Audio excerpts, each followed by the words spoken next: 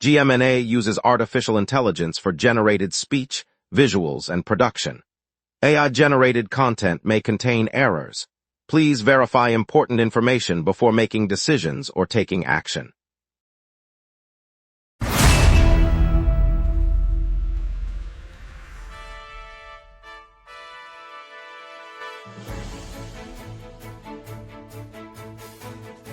Live from the GMNA News Center, this is the Lunch Break News Hour.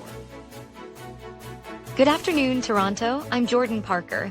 A man has been charged after anti-Israeli slurs and rock throwing on our streets, and the city has rolled out full heat emergency measures as temperatures soar. Expect heavy traffic around the Rogers Centre this afternoon. Over to you, Nathan.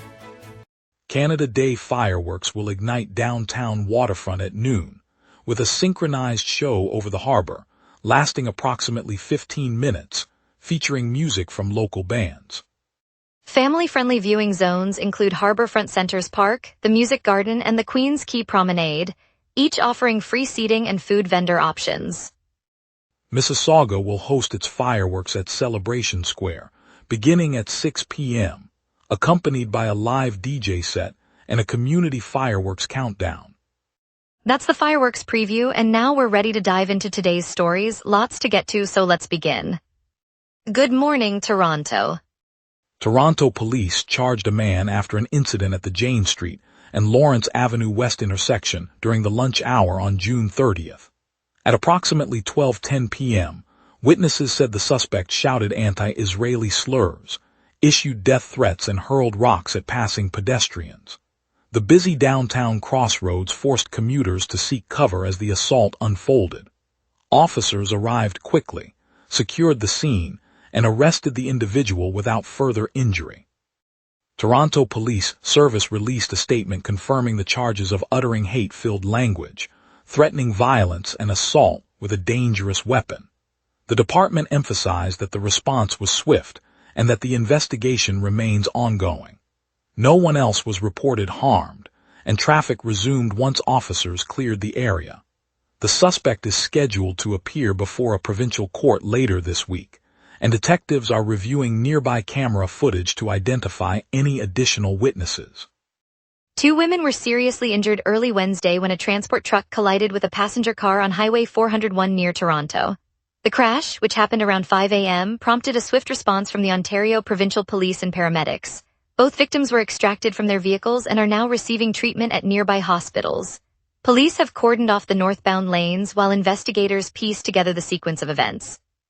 Traffic is being rerouted through alternate routes, and commuters are advised to expect delays throughout the morning. Emergency crews remained on site for more than an hour, clearing debris and confirming road safety before traffic could resume. The OPP confirmed that no other vehicles were involved and that the investigation remains ongoing. Authorities are urging anyone with relevant information to contact the OPP. The incident underscores the hazards of high-speed travel on one of Canada's busiest corridors. Ontario health officials announced today a major shift in cancer prevention policy, lowering the age for routine colorectal screening from 50 to 45. That home fecal immunochemical test will now be offered to any Ontarian 45 or older, expanding eligibility that previously began at 50.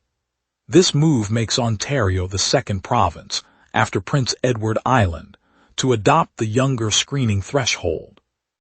The ministry says the program is now underway in hospitals, clinics, and community health centers across the province, with kits mailed directly to eligible residents. Officials cite rising rates of early-onset colorectal cancer as a driver for the change, and expect the broader access to boost early detection. The rollout will continue throughout the year as the health system integrates the new guidelines. Public health analysts will monitor screening uptake and outcomes to assess the impact on cancer mortality. Police in Toronto are investigating the vandalism of a beaver sculpture that had been installed in downtown Toronto, Ontario, to welcome visitors for the upcoming World Cup. The statue, designed with a United States theme, was destroyed over the weekend of June 27 and 28, 2026. Toronto Police Service officers arrived at the scene shortly after the damage was reported and have launched a criminal investigation. The U.S. ambassador to Canada issued a statement condemning the act and emphasizing the importance of protecting public art that celebrates the joint hosting of the tournament. Investigators are reviewing surveillance footage and collecting evidence to identify those responsible. The police have not released an arrest count at this time. The incident occurred in the heart of the city, near the planned World Cup visitor corridor.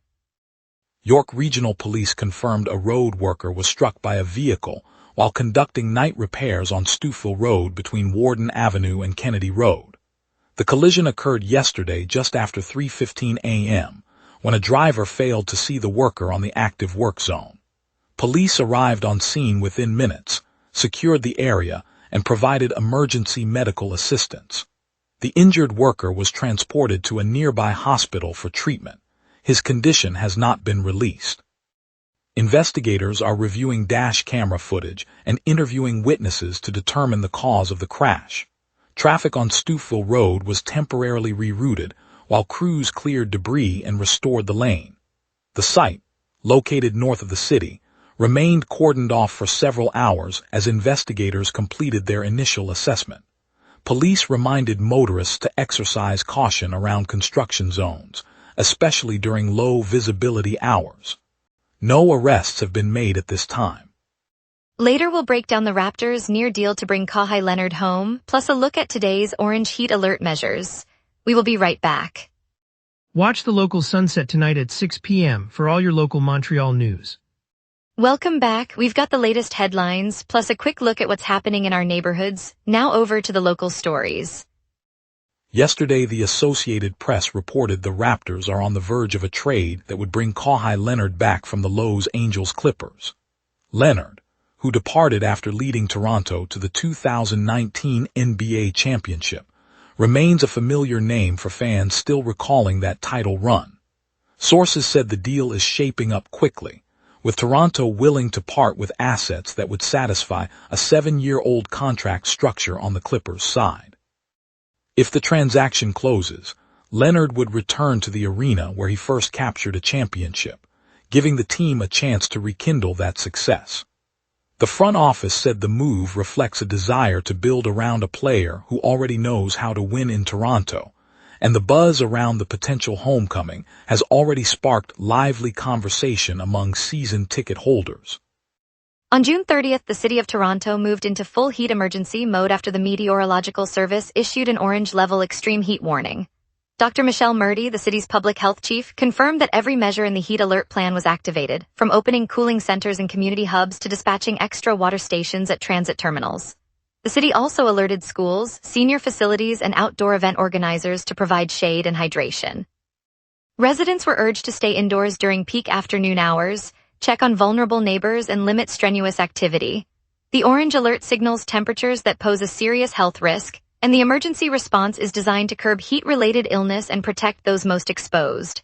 Authorities will continue monitoring conditions and stand ready to adjust services as the heat pattern evolves. The Toronto Transit Commission has suspended service on the Finch West Light Rail line between Finch West and Humber College stations after a communication glitch. The outage began on June 29th and has now stretched beyond 24 hours, prompting the TTC to deploy shuttle buses along the corridor. Riders who normally rely on the LRT for trips to work, school, or errands are being redirected to the temporary bus service, which runs at reduced frequency. TTC officials say technicians are working to restore the signaling link that controls train movements.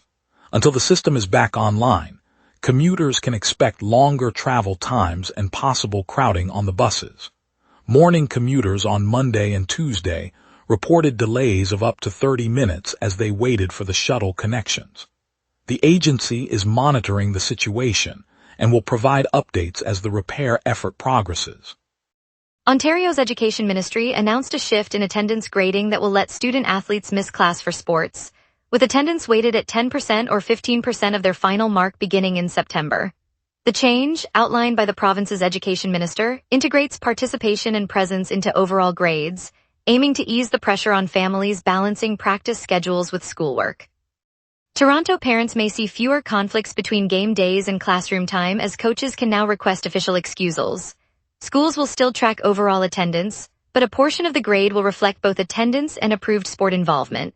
The policy applies to all public schools across the province for the upcoming school year, setting a new standard for how extracurricular commitments influence academic outcomes. Student athletes will need to coordinate with teachers to ensure missed lessons are documented, and schools are expected to provide catch-up plans. The province's recent overhaul of auto insurance legislation has left many drivers uneasy. Introduced in the spring budget, the reforms give insurers more leeway to design plans, promising greater flexibility and consumer choice. Officials say the changes will let motorists pick coverage that fits their needs, but critics warn that the added freedom could push premiums higher. Toronto commuters, who already face steep rates, are watching the rollout closely as the new rules began taking effect early this year. Consumer groups have reported a surge in calls questioning how the adjustments will impact monthly bills. While the government maintains the overhaul aims to modernize the market, the uncertainty surrounding cost increases remains a pressing concern for anyone budgeting for transportation expenses. Family households that rely on multiple vehicles may see the combined cost climb noticeably, prompting some to reconsider coverage levels. Now let's turn to the forecast and see how this orange alert shapes your afternoon. A westward jet and easing pressure are priming Toronto for a hot, dry afternoon under clear skies. On this date, Toronto once burned to 33.3 degrees Celsius in 2002, a record set during a prolonged heat wave that pushed daily highs into the mid-30s. The cold counterpart fell to 11.8 degrees Celsius in 2024, when an unseasonal Arctic surge knocked temperatures down sharply. By comparison, today's climate normal sits around 22 to 24 degrees for the high and 15 to 17 for the low, underscoring how today sits well above average warmth. On the radar screen, the echo is essentially blank across southern Ontario. A high-pressure ridge dominates, keeping the column of air dry and stable. The westward jet at 593 HPA steers any lingering moisture well to the north, so no showers are expected to reach the city today. With the system moving out of range, the map stays quiet as we shift to the afternoon outlook. At noon, the thermometer reads 24 degrees under a clear sky, with humidity perched at 98% and a dew point matching the temperature. Near average pressure is easing lower, signaling a gradual shift toward more unsettled conditions later this week. Overhead, a westward jet streams at 62 kilometers per hour, capping the surface with light mixing but not enough to generate clouds. The UV index stands at 8 and the high will climb to 31 degrees while the low tonight settles around 22. Winds remain gentle from the south, maxing out at 17 kilometers per hour from the southwest. Heat warnings remain in effect for Toronto and surrounding regions, so stay aware of the elevated risk. With the air mass remaining dry, the city should stay rain-free as we move toward the evening. Thursday will push the mercury to 33 degrees with a low near 21, and the sky stays clear as the ridge persists. Friday introduces a weak frontal boundary, nudging the high down to 32 and the low up to 23. Clouds will dominate and a 30% chance of rain arrives, marking the first moisture of the period. Saturday remains overcast with a high of 30 and a low of 22, but the rain threat eases. Sunday cools to a high of 25 and a low of 21, offering mainly clear skies and a 20% chance of showers in the afternoon. Monday rebounds to a clear sky and a high of 27, low 21, completing a stretch of warm, mostly dry weather before the next system approaches. And that's your weather. Remember, the lunch break is also available as a podcast. Listen anytime on Apple Podcasts or wherever you get your podcasts. We'll give you traffic updates around the Rogers Centre, preview Canada Day fireworks, and hear from Green Shield's new office. We will be right back. Watch the local sunset tonight at 6 p.m. for all your local Montreal news. Heavy traffic is building around the Rogers Centre as the Canada Day concert kicks off. Expect slowdowns on Front Street, Bremner Boulevard, and Spadina Avenue as fans stream toward the stadium. The downtown core is the only hotspot. The Gardiner westbound, Don Valley Parkway southbound, and Highway 401 eastbound remain clear. On the transit side, the TTC is running a Canada Day holiday schedule. A temporary overnight streetcar, 311 Bathurst, is now in service, and a new stop at Fleet Hub on Fleet Street between Fort York Boulevard and Strachan Avenue replaces the usual stops. Riders should allow extra time for those routes. Looking ahead, Traffic should ease after noon as the event winds down, but keep an eye on the waterfront corridors for lingering congestion. Drivers heading east along the lakefront will find smooth conditions, while those heading west may see pockets of delay near exhibition grounds. Expect normal flow on the major arteries throughout the afternoon.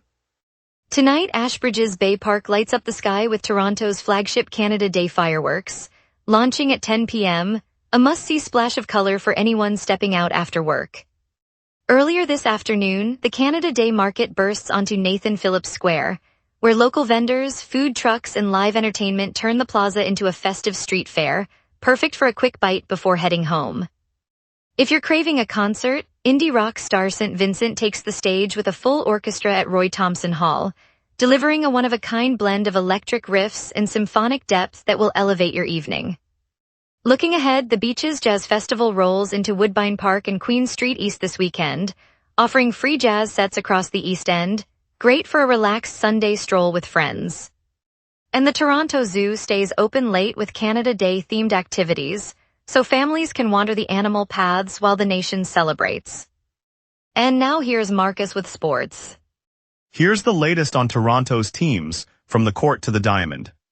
Sportsnet reports the Raptors will welcome Kawhi Leonard back to the arena for a home appearance on July 1st. The former star's return adds excitement to the schedule, and fans can expect a special event at the Scotiabank Arena later in the day. In a Sportsnet video, analysts Michael Grange and Tim Micallef discuss whether the Raptors have become true contenders after reacquiring Kawhi Leonard. They break down the needle-moving trade, evaluate the new lineup, and consider how the move reshapes Toronto's championship outlook. Sportsnet notes that Kevin Gausman rebounded with 6 innings of 1-run pitching, but the Blue Jays' offense was stifled as the Mets recorded a shutout victory. Despite the solid start, Toronto was unable to generate any runs, resulting in a loss. Green Shield, Canada's only national nonprofit healthcare and insurance organization, just opened its flagship office in Toronto's financial district. The new 5-story headquarters at Commerce Court South now houses roughly 700 staff, merging teams from 9 recent acquisitions into a single collaborative space. By consolidating under one roof, Green Shield aims to speed innovation, improve coordination, and expand its impact on health outcomes across the country. The move injects fresh energy into the financial district, drawing commuters, supporting nearby cafes, and reinforcing the area's reputation as a hub for forward-thinking institutions.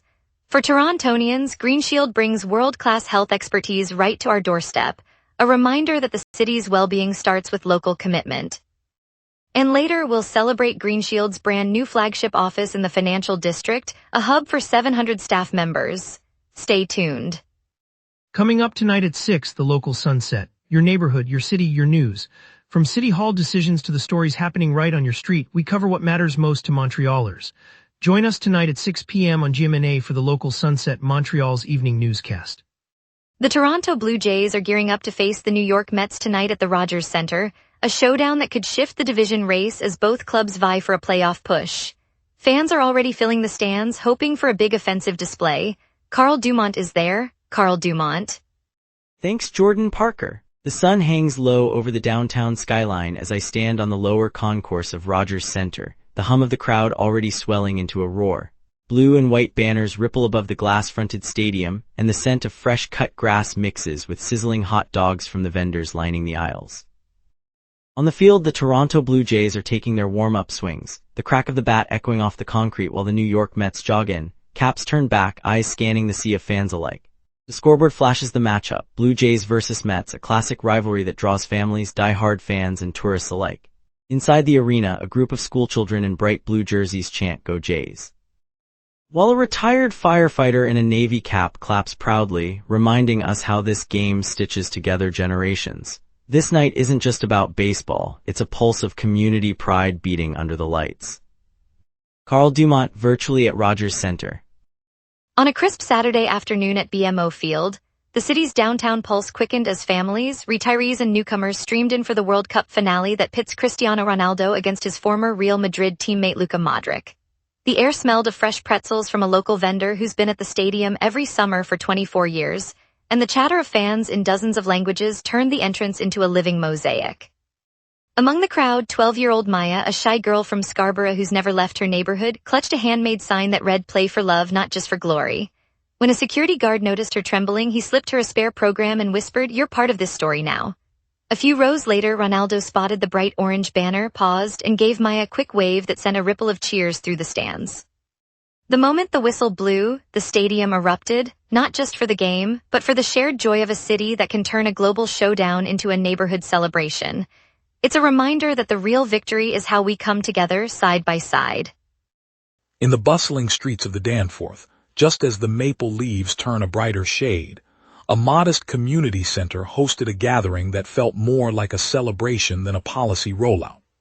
Tenants from a 30-unit building, their landlord, and a pharmacist from the nearby pharmacy stood together, coffee cups steaming, as the 1st of July sunrise painted the sky. The new provincial package, which includes clearer landlord-tenant agreements, a streamlined auto insurance claim process, and expanded powers for pharmacists to dispense certain medications, is designed to ease everyday worries. I watched as Maya, a single mother of two, exchanged a relieved smile with her landlord after they signed a revised lease that guarantees a 30-day notice before any rent increase. Across the room, pharmacist Jamal handed a young man a prescription for a chronic condition, now authorized without a separate doctor visit, and the gratitude was palpable. These changes, though written in legal language, translate into moments of confidence for families navigating home, road, and health. It's a reminder that thoughtful regulation can lift a community, one small interaction at a time. Thanks for watching, Toronto. We've had a packed hour from the Raptors' possible Kawhi Leonard return to the city's heat emergency measures. I'm Jordan Parker, and I hope you'll join us again tomorrow for more of the stories that matter to our community. Stay safe and see you then.